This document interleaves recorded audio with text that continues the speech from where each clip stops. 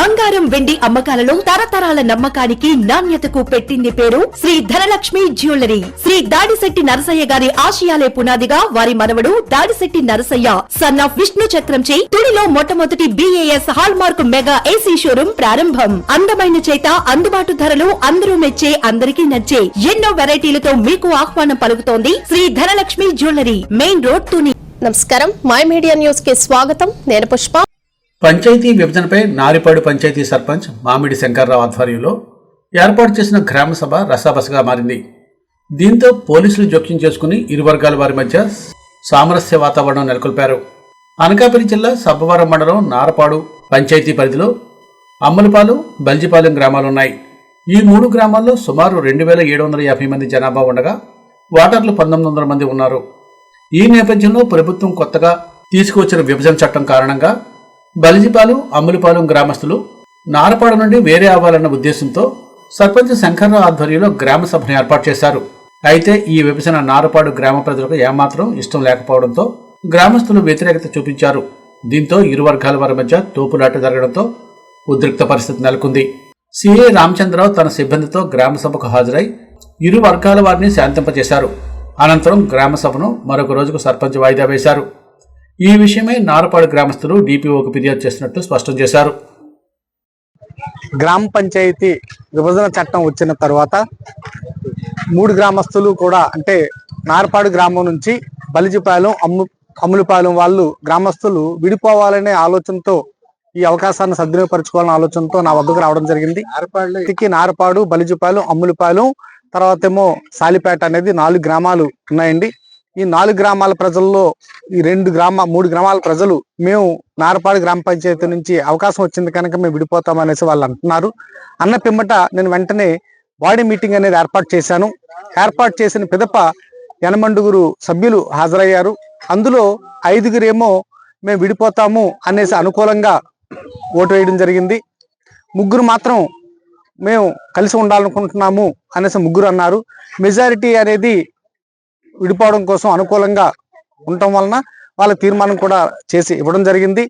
అయితే ఆ రోజు వచ్చినటువంటి కొంతమంది గ్రామస్తులు ఏంటంటే, మీరు వార్డు మెంబర్స్తో మీటింగ్ పెట్టుకున్నారు, ప్రజల యొక్క ఆలోచనలతో మీరు కూడా సభ కండక్ట్ చేస్తే బాగుంటుంది అనే కోరిక పిమ్మట ఒక రోజు గ్యాప్ ఇచ్చి దండోర వేయించి 3 గ్రామాల్లో దండోర వేయించి 3 గ్రామాల ప్రజల్ని కూడా ఇన్వైట్ చేసి నార్పాడు హెడ్ క్వార్టర్ కనుక అక్కడ మనం గ్రామ సభ ఏర్పాటు చేయమనేసి అనుకున్నాము.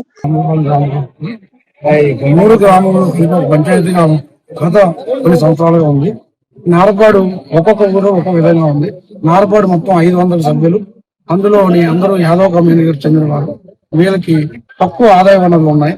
వీళ్ళ యొక్క పాత 1921 మ్యాప్ ప్రకారం చాలా తక్కువ రెవెన్యూ కేటాయించబడింది. వీళ్ళకి సమానమైన ఒక పౌండ్ కానీ ఒక చెరువు కానీ ఏ రకమైన లేవు. ఆదాయ వనరులు అంతకన్నా లేవు. 110 ఎకరాలు కానీ రెవెన్యూ చూపబడుతుంది. వీళ్ళకి ఆ రకంగా కానీ పంచాయతీలు నిలబెట్టినట్టయితే వీళ్ళు ఏ రకంగానూ వీళ్ళ అభివృద్ధికి కానీ, వీధి దీపాలు వెలిగించుకోవడానికి కానీ ఏ రకంగానూ వీళ్ళు ఏ పని చేసుకోలేని పరిస్థితి గెలిపోతుంది. కాబట్టి వీళ్ళతో గెలిపోతారు. ఈ ముక్తకంఠమై నారపాడు గ్రామం వ్యతిరేకిస్తుంది. అలాగే అమ్ములపాలెం గ్రామం కూడా, అది ఒక చిన్న గ్రామం, 500 విలేజ్ ఉన్నది. ఆ విలేజ్ కూడా ఈ విభజనను వ్యతిరేకిస్తుంది. చాలా వరకు 90% వ్యతిరేకిస్తుంది. ఎందుకంటే వాళ్ళకు కూడా చిన్న గ్రామం, వాళ్ళకు కూడా రెవెన్యూ తక్కువగా ఉంది. ఆ క్రమంలో ఈ విభజన ఏ రకంగానూ మౌలిక సదుపాయాలు కానీ, ఆర్థిక వనరులు కానీ పెంపుదల ఉపయోగపడట్లేదు.